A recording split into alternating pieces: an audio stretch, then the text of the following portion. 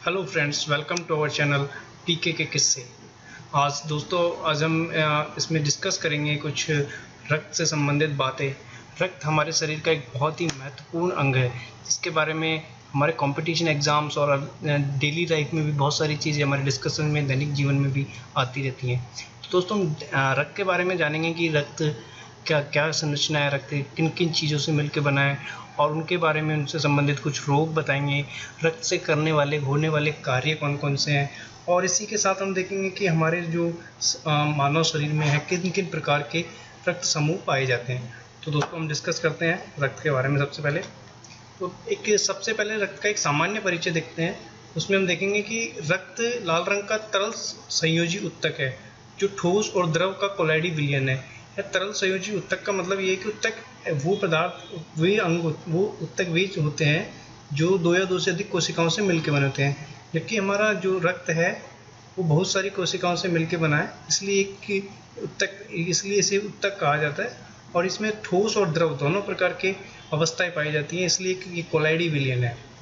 जो हमारा रक्त है, जो ब्लड है, वो हमारे शरीर में कोशिकाओं के शरीर में विभिन्न भागों में कोशिकाओं को भोजन और ऑक्सीजन प्रदान करता है। हमारे जो रक्त की पीएच मान है वो 7.4 अर्थात हल्का क्षारीय प्रकृति का होता है। दोस्तों, जैसे कि हम 0 से अगर पीएच का मान 0 से 7 तक होता है तो उसे हम अम्लीय प्रकृति का कहते हैं। 7 पर अगर पीएच का मान है तो उसे उदासीन कहते हैं। और जबकि पीएच का मान 7 से ऊपर होता है तो वह हल्का क्षारीय प्रकृति का होता है। इसलिए हमारा जो रक्त है वो हल्का क्षारीय प्रकृति का होता है। मनुष्य के शरीर में लगभग जो रक्त की मात्रा होती है वो लगभग 5.5 लीटर तक होती है। अब देखिए दोस्तों, हम आगे देखते हैं कि इसमें रक्त में जो हमारा रक्त है वो किन किन चीज़ों से मिलकर बना होता है, इसमें कौन कौन से घटक होते हैं। रक्त को मेनली हम दो भागों में बांटते हैं, एक प्लाज्मा और कुछ रक्त कणिकाएं। जो प्लाज्मा होता है वो हमारा द्रव अवस्था में होता है। प्लाज्मा हमारे द्रव अवस्था में होता है, जबकि जो रक्त कणिकाएं हैं वो ठोस अवस्था में होती हैं, यानी सॉलिड स्टेट में होती है जो रक्त कणिकाएं हैं। और प्लाज्मा हमारा लिक्विड स्टेज में होता है। जो प्लाज्मा की क्वांटिटी होती है वो है लगभग 55% होती है, जबकि रक्त कणिकाओं की क्वांटिटी 45% तक वो होती है हमारे शरीर में। प्लाज्मा आगे दो चीज़ों से मिलकर बना होता है, जिसमें सर्वाधिक मात्रा में 92% तक जल होता है, और उसके अतिरिक्त 8% में गैसें होती हैं, पोषक तत्व होते हैं, हार्मोन होते हैं, एंजाइम्स होते हैं। इसी प्रकार अगर हम जब रक्त कणिकाओं के बारे में बात करते हैं तो रक्त कणिकाओं को आगे 3 भागों में बांटा गया है। उनमें हमारी लाल रक्त कणिकाएं होती हैं, श्वेत रक्त कणिकाएं होती है, प्लेटलेट्स होती हैं। लाल रक्त कणिकाओं की संख्या रक्त कणिकाओं में सर्वाधिक होती है। इनकी संख्या लगभग 90 से 99% तक होती है, जबकि श्वेत रक्त कणिकाएं और प्लेटलेट्स 1 से 10% तक की होती हैं। दोस्तों, जैसे हम हमारे शरीर का रंग, रुधिर का रंग देखते हैं कि लाल होता है, वो लाल इसी वजह से होता है कि इसमें लाल रक्त कणिकाओं की संख्या 90 से 99% तक होती है। अब हम आगे इनको रक्त कणिकाओं को एक एक करके डिस्कस करेंगे। सबसे पहले हम देखते हैं इनमें लाल रक्त कणिकाएं हैं, श्वेत रक्त कणिकाएं हैं, प्लेटलेट्स है। तो इनमें हम देखेंगे लाल रक्त कणिकाओं कि ये रक्त कणिकाएं किन किन चीज़ों से मिलकर बनी होती हैं, इनका आकार किस तरह का होता है, और इनका जो संरचना है वो किस प्रकार की होती है, इनके कार्य क्या होते हैं, और इनसे संबंधित होने वाले रोग कौन कौन से हैं। तो देखते हैं, सबसे पहले हम लाल रक्त कणिकाओं के बारे में जानते हैं। लाल रक्त कणिकाएं, इनका आकार हम देखते हैं कि 7 से 8 माइक्रोमीटर तक होता है, जबकि ये आकार में चपटी, गोल तथा दोनों ओर से दबी हुई होती है। अवतलाकार आकृति इनकी होती है। इनकी संख्या 1 मिलीमीटर में लगभग 50 लाख होती है। इनका जीवन काल है जो 120 दिन तक होता है। जो लाल रक्त कणिकाएं हैं उनका निर्माण अस्थि मज्जा या बोन मैरो में होता है। लाल रक्त कणिकाओं में नाभिक नहीं पाया जाता है, क्योंकि कोशिकाओं का एक केंद्रीय भाग होता है नाभिक, उसमें नाभिक नहीं पाया जाता है, केंद्रक नहीं पाया जाता है। लाल रक्त कणिकाओं को इरिथ्रोसाइट्स भी कहते हैं। इरिथ्रोसाइट्स का मतलब है यहाँ पे दोस्तों, इरिथ्रो का मतलब साइंस में होता है लाल, और साइट्स का मतलब कोशिका। जो ऐसी कोशिकाएं जो लाल रंग की होती हैं उनको इरिथ्रोसाइट्स कहते हैं, और जो हमारी लाल रक्त कणिकाएं हैं वो इसीलिए इन्हें इरिथ्रोसाइट भी कहा जाता है। लाल रक्त कणिकाओं में एक लोह युक्त प्रोटीन पाया जाता है जिसे हम हीमोग्लोबिन कहते हैं, जिसमें हीम तो आयरन का तत्व है और जबकि ग्लोबिन इसमें प्रोटीन होता है। हीमोग्लोबिन का कार्य होता है हमारे शरीर में ऑक्सीजन को अवशोषित करके ऑक्सी हीमोग्लोबिन का निर्माण करता है तथा शरीर के विभिन्न भागों तक ये विखंडित होकर के ऑक्सीजन को मुक्त करता है। यानी कि हमारे शरीर की लगभग 74% ऑक्सीजन हीमोग्लोबिन के माध्यम से शरीर के विभिन्न भागों तक जाती है और उससे इस प्रकार से वह भोज्य पदार्थों के साथ मिलकर एनर्जी के एटीपी के रूप में एनर्जी को मुक्त करती है। अर्थात जो हमारी लाल रक्त कणिकाएं हैं उनका कार्य है शरीर में ऊर्जा को उत्पन्न करना। ये जो ऊर्जा उत्पन्न होती है हीमोग्लोबिन के कारण, हीमोग्लोबिन के ऑक्सी हीमोग्लोबिन क्रिया की वजह से, ऑक्सीजन के मुक्त होने से। अब हम देखते हैं कि लाल रक्त कणिकाओं के कमी या अधिकता से होने वाले रोग कौन कौन से हैं। तो दोस्तों आरबीसी की अधिकता, लाल रक्त कणिकाओं की अधिकता से पॉलीसाइथीमिया हो जाता है, जबकि कमी से रक्तअल्पता यानी एनीमिया रोग हो जाता है। एनीमिया के उपचार में दोस्तों, एनीमिया के जब किसी की, ये जनरली हम देखते हैं कि मादाओं में रक्त नियमित माहवारी के समय के कारण रक्त की कमी पाई जाती है। तो इसमें रक्त के कमी के उपचार के यानी अर्थात एनीमिया के उपचार के लिए भोजन में या फिर हम ड्रग्स में रक्त की कमी करने वाले कारक को, फेरस की कमी को पूरी कर सकते हैं, लोह तत्व की कमी को पूरी कर सकते हैं। भोजन में सबसे ज़्यादा अगर लोह तत्व पाया जाता है तो वो ड्राई फ्रूट्स में और गुड़ में पाया जाता है। और ड्रग्स के जो डॉक्टर्स के द्वारा दी जाती दवाइयों के माध्यम से भी हम लोह तत्व की कमी को पूरा कर सकते हैं। इसमें एक नोट है, इसमें हम देखते हैं कि आरबीसी जो मरने के बाद, आरबीसी का जो जीवन काल है वो 120 दिन है, उसके बाद ये प्लीहा में जाके स्टोर होती है, यानी कि कब्रिस्तान जहाँ पे ये स्टोर होती है, इसलिए इसको हमने आरबीसी का कब्रिस्तान किसे कहा है, प्लीहा को। जब ये आरबीसी नष्ट हो जाती है तो उसके बाद एक ब्लू रिबिन वर्णक का निर्माण करती है। दोस्तों किस वर्णक का निर्माण करती है, ब्लू रिबिन वर्णक, जो रंग में इसका रंग होता है पीला। ये हमारे मूत्र मार्ग के होते हुए, मूत्र से होते हुए बाहर आ जाती है, इसीलिए हमारे जो मूत्र का रंग है वो हल्का पीला दिखाई देता है। अब ये इस तरह से हमने लाल रक्त कणिकाओं के बारे में सब कुछ जान लिया कि इसका आकार किस प्रकार का है, इनका निर्माण कहाँ होता है, इनकी संख्या कितनी है, इनका जीवन काल क्या है, इनका कार्य क्या है, इनसे होने वाले रोग कौन कौन से, जिनमें पॉलीसाइथीमिया और रक्तअल्पता यानी एनीमिया के बारे में देखा।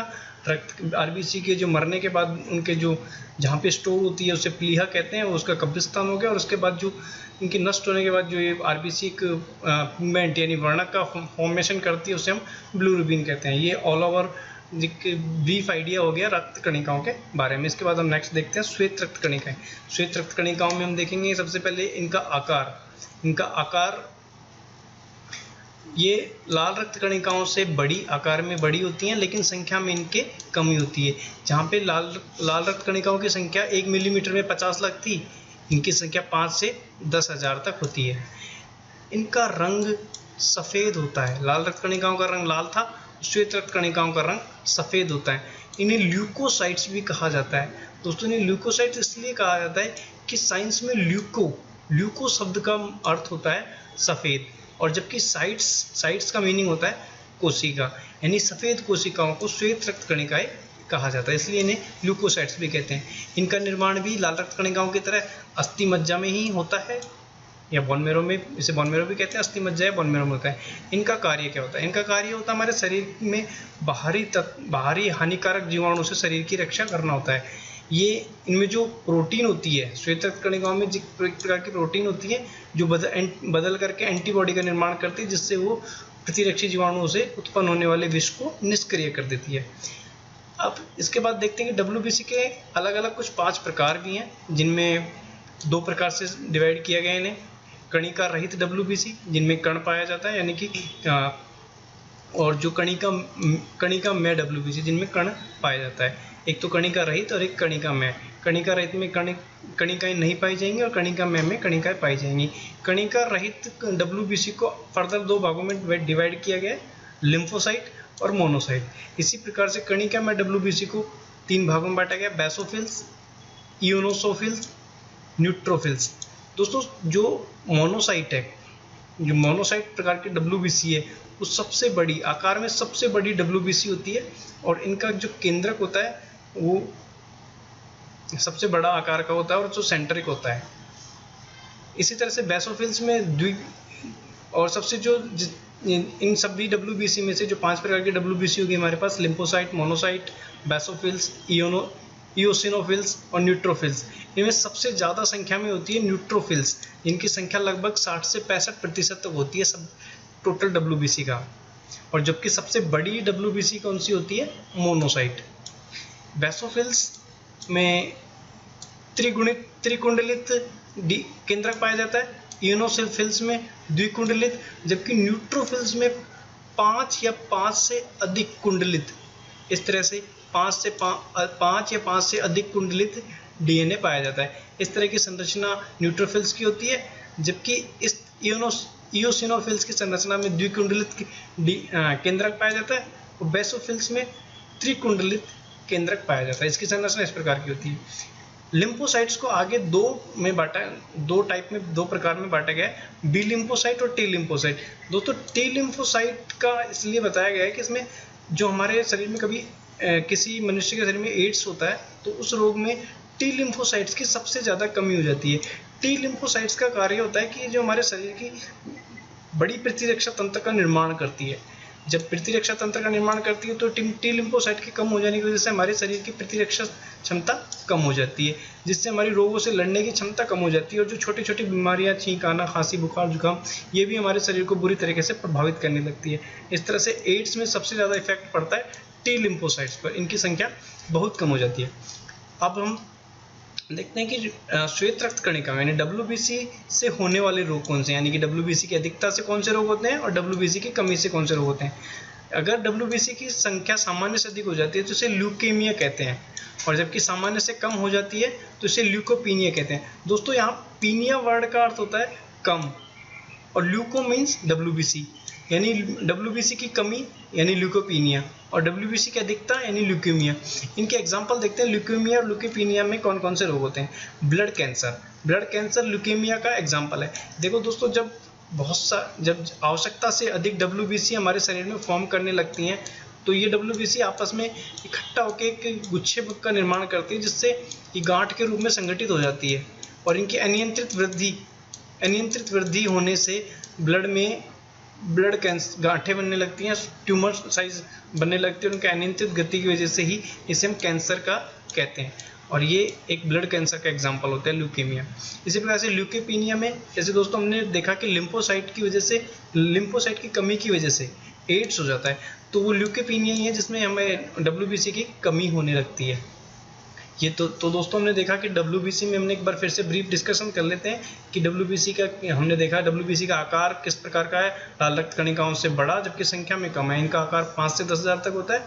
इनका जो रंग है वो रंग में सफ़ेद होती है। इनका निर्माण कहाँ होता है? अस्थि मज्जा में होता है। इनके कार्य के बारे में देखा तो हमने पाया कि इनका जो प्रमुख कार्य है प्रतिरक्षा तंत्र का निर्माण करना और रोगों से हमारे शरीर को बचाने का होता है। डब्ल्यूबीसी के प्रकारों में हमने जाना कि डब्ल्यूबीसी 2 प्रकार की होती है, कणिका रहित डब्ल्यूबीसी और कणिकामय डब्ल्यूबीसी।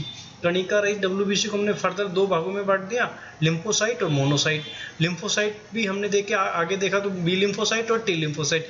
टी लिम्फोसाइट की कमी हो जाती है एड्स में। जब एड्स का रोग होता है किसी मनुष्य में तो उसमें सबसे कमी जाती है टी लिम्फोसाइट्स की। मोनोसाइट्स के बारे में हमने जाना कि मोनोसाइट्स सबसे बड़ी, इन सभी डब्ल्यूबीसीज में 5 तरह की जो डब्ल्यूबीसी हैं टोटल, उनमें सबसे बड़ी प्रकार की मोनोसाइट्स हैं। कणिका में डब्ल्यूबीसी में हमने आगे उनको 3 भागों में बांटा, बेसोफिल्स, इयोसिनोफिल्स और न्यूट्रोफिल्स।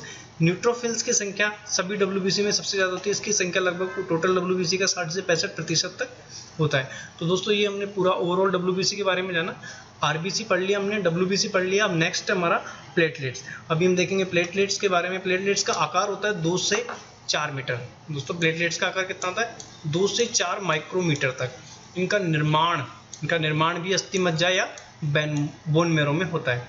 इनमें भी नाभिक नहीं होता है दोस्तों। आरबीसी में भी नाभिक नहीं होता है और प्लेटलेट्स में भी नाभिक नहीं होता है, जबकि डब्ल्यूबीसी में नाभिक पाया जाता है। इनकी संख्या कितनी होती है? इनकी संख्या 1 घन मिलीमीटर में 1.5 लाख से 4 लाख तक होती है।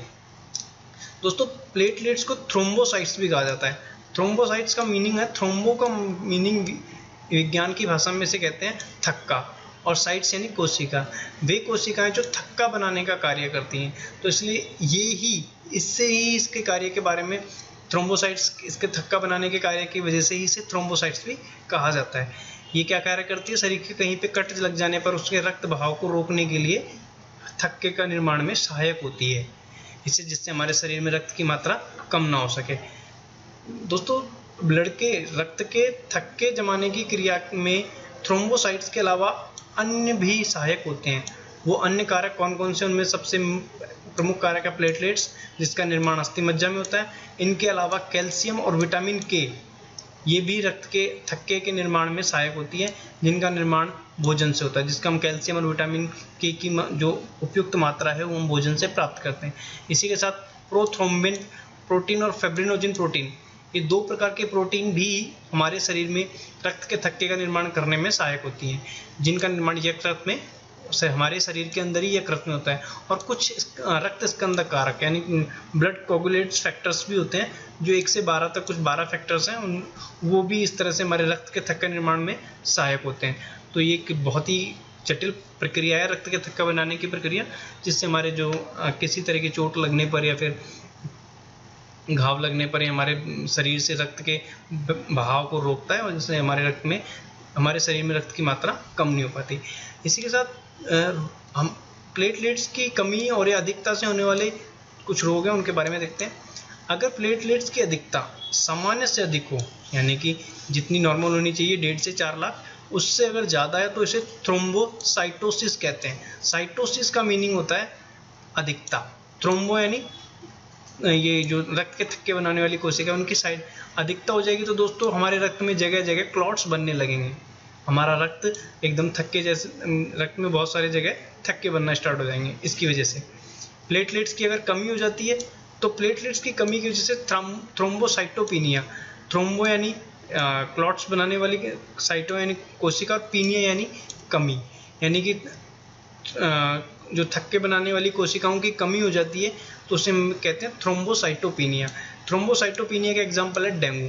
दोस्तों, जब हमारे किसी भी मनुष्य के शरीर में डेंगू की मादा एडिस के मच्छर काटने की वजह से जब डेंगू फैलता है तो उनमें असामान्य प्लेटलेट्स की कमी पाई जाती है। तो उसे जब इसका इलाज किया जाता है तो उनको प्लेटलेट्स कई बार चढ़ाई भी जाती है। तो ये सब होता है इन सब रोगों के बारे में। तो हमने प्लेटलेट्स के बारे में जाना कि प्लेटलेट्स का आकार किस प्रकार का है। आकार इनका 2 से 4 माइक्रोमीटर है। इनका निर्माण अस्थि मज्जा में होता है। इनमें नाभिक नहीं होता है और इनका आकार, जिनकी संख्या लगभग 1.5 से 4 लाख होती है। इसी के साथ हमने देखा कि इसमें रक्त प्लेटलेट्स का कार्य क्या होता है। इसका प्रमुख कार्य रक्त के थक्के जमाने में मदद करता है, सहायता करता है। रक्त के थक्के जमाने की प्रक्रिया में और भी चीज़ें सहायता करती है, जिनमें हमने देखा प्लेटलेट्स हैं, कैल्शियम है, विटामिन के है, प्रोथ्रोम्बिन प्रोटीन है, फाइब्रिनोजेन प्रोटीन है, और कुछ 1 से लेकर 12 तक रक्त स्कंदन कारक है।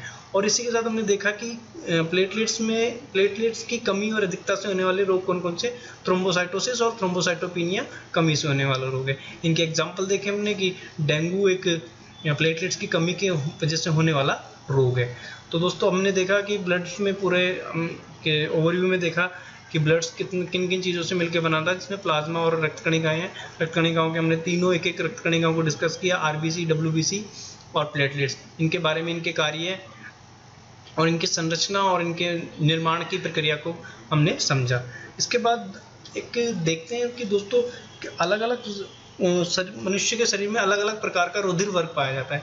तो इन रुधिर वर्ग के बारे में जानते हैं कि रुधिर वर्ग किस प्रकार के, किस मनुष्य में किस प्रकार का रुधिर वर्ग पाया जाता है। तो सबसे पहले रुधिर वर्ग की खोज कार्ल लैंडस्टीनर ने की 1900 में। इसके बारे में, रुधिर वर्ग के बारे में पता लगाया। रुधिर वर्ग का पता लगाने के लिए हमारे जो शरीर होता है उसमें एंटीजन होता है। लाल रुधिर कणिकाओं में, लाल रुधिर जो आरबीसी होती है, लाल रुधिर कणिकाएं होती हैं या कोशिकाएं होती हैं, उनमें एक प्रकार की प्रोटीन है, ग्लाइकोप्रोटीन, वो पाई जाती है। जिससे जो हमारी शरीर की लाल रुधिर कणिकाएं हैं, आरबीसी हैं, उसके जो उनकी संरचना है उसके ऊपर एक प्रोटीन जैसी संरचना पाई जाती है, जिसे एंटीजन कहते हैं। ये एंटीजन 2 प्रकार के होते हैं, एंटीजन ए और एंटीजन बी। इन्हीं एंटीजन्स के आधार पे हमने हमारे रक्त समूह को विभाजित किया है। जिस व्यक्ति के शरीर में आरबीसी में एंटीजन ए पाया जाता है, जिस व्यक्ति के शरीर में आरबीसी पर एंटीजन ए पाया जाता है, उसका रुधिर वर्ग ए होता है। जिसके शरीर में दो प्रकार के एंटीजन है, जिनमें से दूसरा एंटीजन बी है। अगर एंटीजन बी पाया जाता है तो उसके रुधिर का वर्ग बी होगा। जबकि अगर यदि दोनों एंटीजन पाई जाती है, आरबीसी की सतह पर जो प्रोटीन संरचना है, अगर वो एंटीजन ए बी है और एंटीजन बी भी है, तो वो रुधिर वर्ग किस प्रकार का होगा? ए बी प्रकार का। यदि किसी भी प्रकार की कोई भी एंटीजन नहीं उपस्थित है आरबीसी पर, तो उसे हम कहेंगे ओ प्रकार का रुधिर वर्ग, यानी कि ओ ब्लड ग्रुप कहते हैं, जिसमें कोई प्रकार की एंटीजन नहीं होती है। इसी के साथ दोस्तों हम देखते हैं कि हमारे प्लाज्मा में भी कुछ प्रोटीन लाइक संरचना पाई जाती है, उसे हम एंटीबॉडी कहते हैं। और एंटीबॉडी इस प्रकार से बनती है हमारे शरीर में कि जिस प्रकार की एंटीजन हमारे आरबीसी में होती है, उससे अपोजिट प्रकार की एंटीबॉडी हमारे शरीर में पाई जाती है। यदि अगर हमारा शरीर में एंटीजन ए है, तो हमारे बॉडी में एंटीबॉडी कौन सी पाई जाएगी? बी टाइप की। जो हमारे रक्त है, प्लाज्मा है, उसमें एंटीबॉडी बी मिलेगी। यदि हमारे एंटीजन में एंटीजन बी है ब्लड में, यानी ब्लड ग्रुप हमारा बी है, तो हमारे बॉडी में एंटीबॉडी पाई जाएगी ए। अगर एंटीजन ए और बी दोनों हैं, A antigen B, B antigen B है, तो हमारे शरीर में किसी भी प्रकार की एंटीबॉडी नहीं पाई जाएगी, क्योंकि दोनों एंटीजन्स मिल गए तो हमारे बॉडी में, प्लाज्मा में कोई एंटीबॉडी नहीं मिलेगी। यदि एंटीजन कोई सही नहीं है, दोनों एंटीजन एब्सेंट हैं, तो इस केस में हमारे दोनों एंटीबॉडीज मिल सकती हैं। हमारे जो हमारी प्लाज्मा है उसमें दोनों एंटीबॉडी उपस्थित होंगी। तो इस प्रकार से एंटीजन की उपस्थिति के आधार पर हमने मनुष्य में रुधिर वर्ग को 4 भागों में बांटा है, A B C. A B और ओ। ये एंटीजन के आधार पर हमने किस तरह से बांटा कि दोस्तों, अगर एंटीजन ए है तो रुधिर वर्ग ए, एंटीजन बी तो रुधिर वर्ग बी, एंटीजन ए बी तो रुधिर वर्ग ए बी, कोई एंटीजन नहीं तो रुधिर वर्ग ओ। अब दोस्तों हम देखते हैं कि किसी भी, अगर हमारे किसी को चोट लग जाती है तो हमें कई बार डॉक्टर से कहा जाता है कि किसी को रक्त की आवश्यकता है। तो रक्त की आवश्यकता के लिए हमें, जिसको रक्त की आवश्यकता उसे हम दान प्राप्त करता कहते हैं, और जिसे जो रक्त देता है उसके दानदाता कहते हैं। तो जब हम किसी को ब्लड देते हैं, तो ब्लड डोनेट करते हैं, तो उसमें ये ध्यान रखा जाता है कि बस उसकी एंटीजन किस प्रकार की है, हम उसकी एंटीबॉडी को नेग्लेक्ट कर देते हैं। इसका मतलब ये है दोस्तों, जैसे कि अगर किसी का ब्लड ग्रुप ए है, सपोज दैट, एक एग्जांपल ले लेते हैं, किसी का ब्लड ग्रुप ए है, ये इसको हम मान लेते हैं ये हमारा दान करता है, और जबकि ये जो ब्लड ग्रुप बी है, एंटीजन इसमें कौन सा एंटीजन है? केवल ए। तो इसको कौन कौन से लोग, इसकी एंटीबॉडी बी है, इसको हम नेग्लेक्ट कर देंगे। तो रुधिर वर्ग ए वाले को कौन कौन ब्लड डोनेट कर सकते हैं इसकी, जबकि हम देखते हैं कि अगर ए हमारा कोई पेशेंट है जिसको ब्लड की आवश्यकता है, तो हम उसे देखते हैं कि उसको कौन कौन से लोग ब्लड दे सकते हैं, दानकर्ता कौन कौन हो सकते हैं, डोनर कौन कौन हो सकते हैं। ब्लड ग्रुप ए अगर कोई पेशेंट है तो उसमें एंटीजन कौन सा होगा? ए।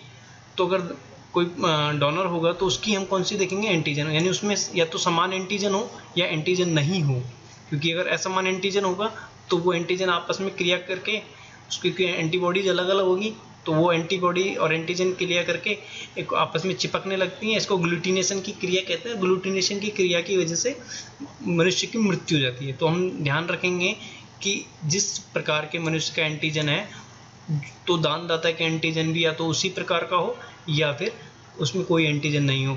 तो अगर किसी मनुष्य में, जो मनुष्य रोगी है, उसको ब्लड चढ़ाना है, तो उसको कौन कौन से लोग रक्त दे सकते हैं उसके बारे में देखते हैं। इसमें एंटीजन ए है, तो बी एंटीजन वाला ए वाले को दे सकता है, ये नहीं दे सकता। इसमें ए और बी दोनों एंटीजन है, तो इसमें बी एंटीजन भी है, ए एंटीजन भी है, तो ए बी वाला भी एक को ब्लड नहीं दे सकता। जबकि ओ वाले में कोई एंटीजन नहीं है, तो ये इसको ब्लड दे सकता है। तो इसी प्रकार से अगर हम देखते हैं कि बी वाले को कौन कौन ब्लड दे सकता है, बी वाले को बी वाला दे सकता है क्योंकि उसमें भी एंटीजन बी है और इसमें भी एंटीजन बी है। ए वाला इसको दे सकता है कि बी वाले को, देखते हैं कि इसमें नहीं दे सकता क्योंकि इसमें एंटीजन ए प्रकार का है और जबकि इसमें एंटीजन बी प्रकार का है। ये दोनों एंटीजन अलग अलग हो गए, तो ये आपस में एक साथ क्रिया करेंगे और चिपक के ग्लूटिनेशन की क्रिया के द्वारा व्यक्ति की मृत्यु हो सकती है। तो ये बी वाले को ए वाला नहीं दे सकता। बी वाले को ए बी वाला दे सकता है क्या? दोस्तों इसमें भी एंटीजन बी है और इसमें एंटीजन ए है, तो दोनों अलग अलग प्रकार के एंटीजन हो गए, इस वजह से ये भी इसको नहीं दे सकता। ओ वाला भी बी को दे सकता है क्योंकि इसमें किसी प्रकार का एंटीजन नहीं हो सकता। इससे हमने चीज़ इससे निष्कर्ष निकलता है कि अगर कोई भी एंटीजन नहीं है, अगर किसी मनुष्य में किसी प्रकार का एंटीजन नहीं है तो वह किसी को भी रक्त दे सकता है। और दूसरा कि जिसमें अगर दोनों एंटीजन हैं तो वो सबसे रक्त ले सकता है। इसी तरह से हमने कह दिया कि रक्त वर्ग ओ दान करता है, इसलिए इसे सार्वभौमिक दानदाता कह दिया, जबकि क्योंकि इसमें कोई एंटीजन नहीं होता है। जबकि रक्त समूह ए बी को हमने सार्वभौमिक प्राप्त करता क्यों कहा, क्योंकि इसमें कोई एंटीबॉडी नहीं होती है। तो इससे हमें दो चीज़ें पता चली कि ब्लड ग्रुप ओ है वो सार्वभौमिक दान करता है, जबकि ब्लड ग्रुप ए बी है वो सार्वभौमिक प्राप्त करता है। ये तो हो गए ब्लड ग्रुप के बारे में। एक RH फैक्टर भी हमारे ब्लड ग्रुप से संबंधित है। RH फैक्टर क्या होता है? RH फैक्टर की खोज लैंडस्टीनर ने 1940 में की। लैंडस्टीनर और वीनर ने, इन दोनों ने एक रिसस नामक बंदर पर इसकी खोज की।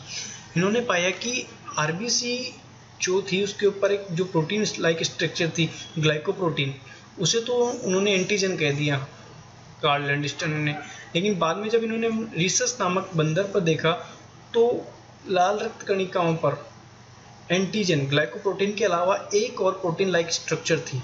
उस प्रोटीन जैसी संरचना को इन्होंने RH फैक्टर कहा। इस RH फैक्टर के तहत इन्होंने कहा कि जिन व्यक्ति पर इन्होंने पाया कि कुछ व्यक्तियों में ये जो स्ट्रक्चर थी, वो जो संरचना थी और किस में नहीं थी। तो जिन व्यक्तियों में रक्त में यह तत्व पाया उसे RH फैक्टर पॉजिटिव यानी RH पॉजिटिव कहा गया, और जिनमें नहीं पाया गया उन्हें उनका रक्त RH नेगेटिव कहा गया। इसी बिहाफ पे, इसी के आधार पर जो हमारे रक्त हैं उसको पॉजिटिव और नेगेटिव कहा गया है। यानी कि अगर हमारा ब्लड ग्रुप ए है उसमें RH फैक्टर है तो वो ए पॉजिटिव हो गया, और जिसमें RH फैक्टर नहीं है तो वो ए नेगेटिव हो गया। इसी प्रकार से बी को भी बी पॉजिटिव और B negative, A B positive, अगर RH फैक्टर है तो A B positive, RH factor नहीं है तो ए बी नेगेटिव। तो इस प्रकार से हमने RH फैक्टर के आधार पर भी रुधिर वर्ग को आगे डिस्क्राइब किया। एक जब हम देखते हैं कि RH ब्लड ग्रुप जो ब्लड डोनेट करते हैं उसमें ये भी ध्यान रखा जाता है कि व्यक्ति का RH तत्व विद्यमान है या नहीं, यानी कि RH पॉजिटिव वाले को RH पॉजिटिव वाला व्यक्ति है वो RH पॉजिटिव वाले व्यक्ति को ही ब्लड डोनेट कर सकता है, क्योंकि अगर RH पॉजिटिव व्यक्ति RH नेगेटिव को डोनेट करेगा तो वो जो प्राप्त करता है उसके बॉडी में वो जो RH फैक्टर है उसके लिए एंटीबॉडी का निर्माण करेगा, और वो फर्स्ट टाइम में तो थोड़ा वेरी फर्स्ट टाइम अगर वो उसको ब्लड डोनेट करता है तो उसकी शरीर में कोई क्रिया नहीं होगी, लेकिन अगर वो उसको वापस दोबारा करता है तो उसमें जो एंटीबॉडी का निर्माण हुआ है जो RH फैक्टर के अगेंस्ट में, वो उससे क्रिया करेंगे, उनको रिएक्शन करके उसमें मनुष्य की मृत्यु तक हो सकती है। तो RH जो, इसलिए हम जो ब्लड डोनेट करते हैं, किसी को ब्लड देते हैं, तो उसमें RH फैक्टर को भी ध्यान में रखा जाता है। तो दोस्तों हमने रुधिर के बारे में देखा कि रुधिर की खोज किसने की? कार्ल लैंडस्टीनर ने। रुधिर के जो वर्ग हैं ए बी और ओ, इनका निर्धारण एंटीजन के आधार पर किया गया। जो एंटीजन हमारे दो प्रकार की होती है, एंटीजन ए और एंटीजन बी। इनके आधार पर हमने 4 रुधिर वर्ग को डिस्क्राइब किया। हमारी बॉडी में जो प्लाज्मा होता है रक्त में, उसमें एंटीबॉडी पाई जाती है, वो भी ए और बी प्रकार की होती है। उसके आधार पर हमने देखा और हमने निष्कर्ष निकाला कि रक्त जो ब्लड ग्रुप ओ है वो सार्वभौमिक दान करता है, जबकि ए बी को यूनिवर्सल एक्सेप्टर यानी सार्वभौमिक प्राप्तकर्ता कहा गया, क्योंकि उसमें कोई एंटीबॉडी नहीं होती है। इसी के साथ हमने RH फैक्टर को भी डिस्कस किया। RH फैक्टर की खोज किसने की? 1940 में लैंडस्टीनर और वीनर ने की। किस पे की? सबसे पहले रिसस नामक बंदर पर। और RH फैक्टर कौन कौन से प्रकार के होते हैं? RH पॉजिटिव और RH नेगेटिव, और इनके क्या हमारे रक्त में रक्तदान करते समय इनका निर्धारण किया जाता है। अब इसके बाद देखते हैं कि दोस्तों एक एरिथ्रोब्लास्टोसिस फेटालिस, ये एक प्रकार का रोग है। इस रोग के क्या कारण है? Erythroblastosis fetalis. यदि पिता का रक्त RH पॉजिटिव और माता का रक्त RH नेगेटिव हो तो प्रथम संतान सामान्य, लेकिन उसके बाद जन्म लेने वाली शिशु के जन्म से पहले गर्भावस्था में ही अथवा जन्म के बाद मृत्यु हो जाती है। अर्थात दोस्तों अगर किसी नर का यानी पिता का नर का अगर ब्लड ग्रुप कोई सा भी पॉजिटिव है, या तो A positive, B positive, A B positive, O positive, और माता का जन यानी मादा का ब्लड ग्रुप नेगेटिव है, यानी A negative, B negative, A B negative, O negative, इन दोनों के साथ कोई संतान उत्पन्न होती है तो इनकी पहली संतान तो सामान्य होगी, लेकिन दूसरी संतान गर्भावस्था में या जन्म के तुरंत बाद मर जाएगी। इस रोग को एरिथ्रोब्लास्टोसिस फिटेलिस कहते हैं।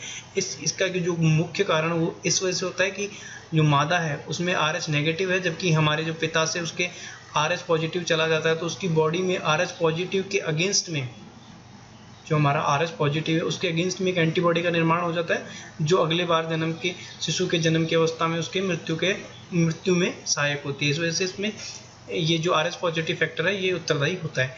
इस बीमारी को हमने एरिथ्रोब्लास्टोसिस फिटेलिस कहा। इसका जो इलाज है, इसका उपचार भी संभव है। इसके उपचार के लिए हम प्रसव के 72 घंटे के अंदर विदिन 72 आवर्स माँ को एंटी-डी का इंजेक्शन दिया जाता है, जिससे जो पहली सामान्य शिशु संतान के बाद भी अन्य कोई संतान होती है तो उसमें भी वो सामान्य संतान ही जन्म लेती है। तो ये एरिथ्रोब्लास्टोसिस फिटेलिस रोग के बारे में था। दोस्तों हमने जो 4 ब्लड ग्रुप पढ़े थे, ए, बी, AB और O, उनके अलावा एक रक्त समूह O रक्त समूह, बॉम्बे रक्त समूह या OH रक्त समूह प्रकार का भी पाया गया था। इसमें इस ब्लड ग्रुप की क्या विशेषता थी? इस ब्लड ग्रुप में H एंटीजन नहीं होता है। ये H एंटीजन क्या है दोस्तों? H एंटीजन जब हमारी जो मैंने बताया दोस्तों, एंटीजन हमारे जो RBC है उसकी सतह पर पाए जाने वाले प्रोटीन युक्त संरचना है। शुरुआत जब आरंभ में RBC पे जो एंटीजन पाया जाता है वो H प्रकार का ही एंटीजन होता है। जब ये H प्रकार का एंटीजन रिफॉर्म करता है, इसमें जब प्रोसेस होती है, इसमें जो सुधार होता है, तो यही एंटीजन आगे जाके A एंटीजन या B एंटीजन में परिवर्तित होता है। अगर ये H एंटीजन प्रारंभिक जो हमारी RBC होती है जिसमें H एंटीजन होता है, ये आगे परिवर्तित होके A या B एंटीजन में ट्रांसफ़र होता है। अगर ये H एंटीजन में ही रहता है, यानी कि इसी फॉर्म में रहता है, ये A या B में नहीं परिवर्तित होता, तो हम इसे O ब्लड ग्रुप कहते हैं। यानी कि हमारे जो मुख्य मूल रूप में जो एंटीजन पाया जाता है RBC पर, वो किस फॉर्म में पाया जाता है? H एंटीजन में पाया जाता है, जो आगे परिवर्तित होकर A और B एंटीजन का निर्माण करता है। लेकिन बॉम्बे रक्त समूह में H एंटीजन होता ही नहीं है। इस वजह से, जिसके कारण इस रक्त समूह के किसी भी व्यक्ति को रक्त नहीं दिया जाता है। किसी का ना तो ये रक्त ले सकता है और ना किसी को रक्त दे सकता है। ये सिर्फ अपने समूह वाले ग्रुप के साथ ही रक्त का दान और रक्त का ग्रहण कर सकता है। यह पहला केस 1950 में मुंबई में आया था। इसी कारण से इस रक्त समूह को बॉम्बे रक्त समूह कहा गया था। इसके बारे में डॉक्टर हैं, जो डॉक्टर जिन्होंने बताया था वो S.A. भिंडे, डॉक्टर भिंडे ने इसके बारे में बताया था। तो ये मुंबई में पाया गया जाने वाला पहला एक अलग ही प्रकार का ब्लड ग्रुप था जिसमें किसी भी प्रकार की एंटीजन नहीं पाई गई थी।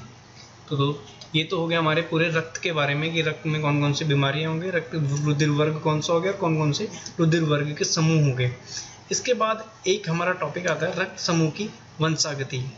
रक्त समूह की वंशागति यानी कि हमारे जो अगर माता पिता का रक्त किस प्रकार का है तो संतान का रक्त जो ब्लड ग्रुप है वो किस प्रकार का होगा। इसमें हम पढ़ेंगे कि किस माता और पिता से संतान में ब्लड ग्रुप का प्रभाव किस तरह से आता है। तो जो रक्त समूह है, हमारा ब्लड ग्रुप है, उसको निर्धारण करने वाले प्रमुख रूप से 3 कारक हैं, IA, IB और स्मॉल i। IA जो है वो A रक्त समूह के लिए यानी A ब्लड ग्रुप के लिए प्रभावी।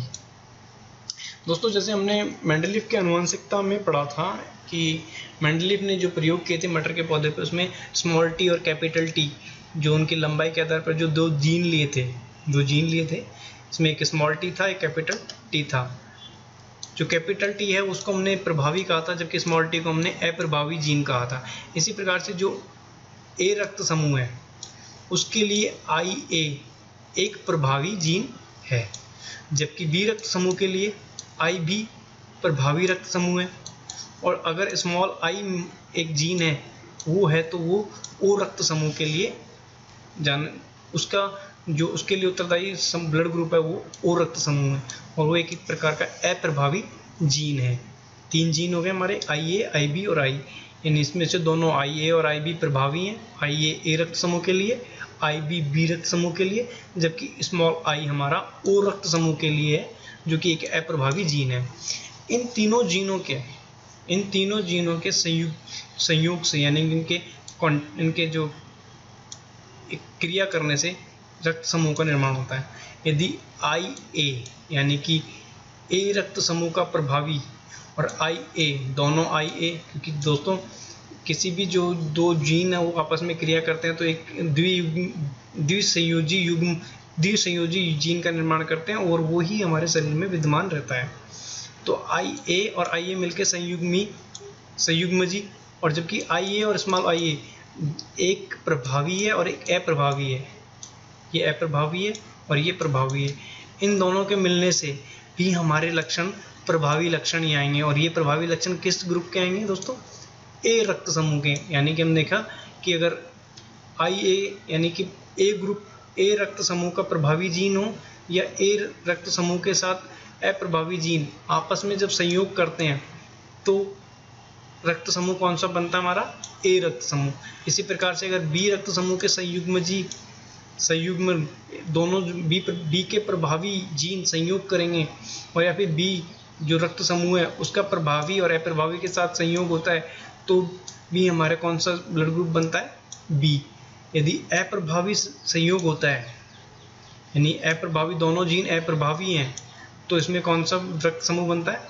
O रक्त समूह।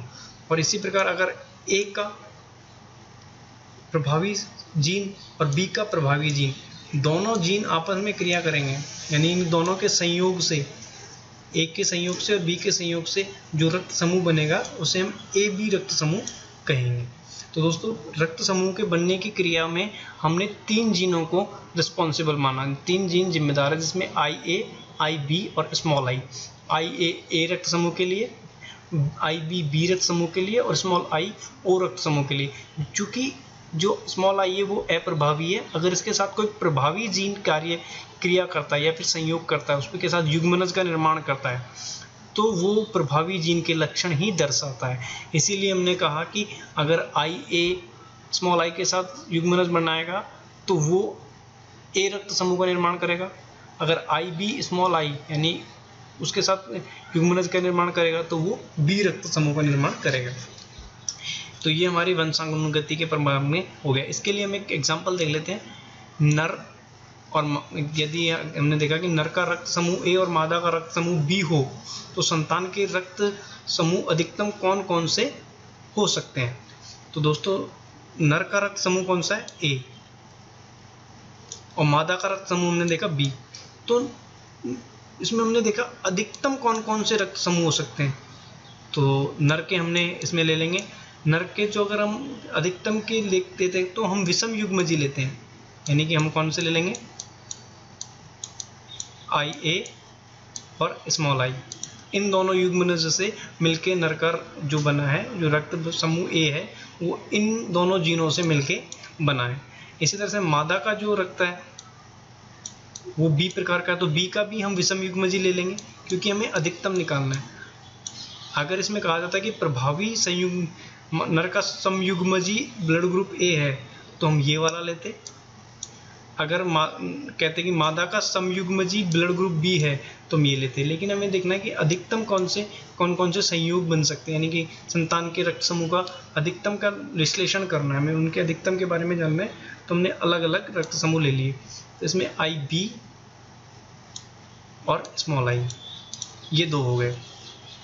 तो दोस्तों जब ये जो अलग अलग जीन आपस में संयोग करेंगे, ये इससे संयोग करेगा, ये इससे संयोग करेगा, इसके दोनों इससे संयोग करेगा, फिर ये IA इससे संयोग करेगा और IA इससे संयोग करेगा। तो ये IA और IB मिलके कौन सा ब्लड ग्रुप बनाएंगे दोस्तों? AB रक्त समूह। यानी कि संतान के जो रक्त समूह है वो किस प्रकार का होगा? AB प्रकार का, अगर ये दोनों जीन आपस में युग्मनज का निर्माण करते हैं।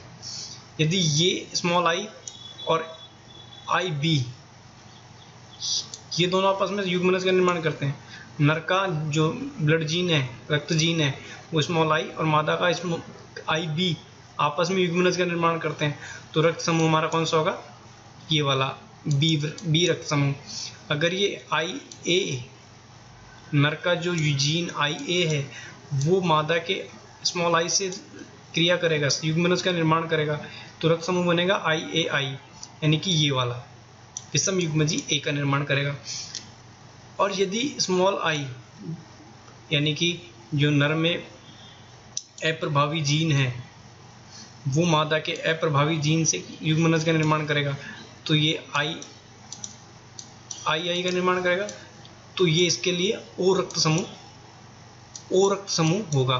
तो दोस्तों हमने देखा कि नर और मादा का एक 25% प्रायिकता रहेगी कि उसका जो संतान है उसके 25% प्रायिकता रहेगी कि वो ए ब्लड ग्रुप का होगा, 25% होगा कि वो बी ब्लड ग्रुप का होगा, 25% होगा कि वो ए बी ब्लड ग्रुप का होगा और 25% रहेगा कि वो ओ रक्त समूह हो सकता है। इस तरह से हमने जो माता और पिता से संतान में रक्त के प्रभाव यानी कि संतान में होने वाले रक्त के संबंध के बारे में देखा कि कौन सा संतान का रक्त समूह किस प्रकार का हो सकता है, इससे हमने जान लिया। तो दोस्तों हमने पूरा रक्त और रक्त रुधिर के बारे में सब कुछ जाना। तो अगर आपको ये वीडियो अच्छा लगा हो तो आप इस पर लाइक कीजिए, कमेंट कीजिए और शेयर कीजिए। और ये जो पीपीटी है इसको मैं आपके डिस्क्रिप्शन में नीचे अपलोड कर दूंगा, वहाँ से आप इसका लिंक डाउनलोड करके पढ़ सकते हैं। धन्यवाद दोस्तों।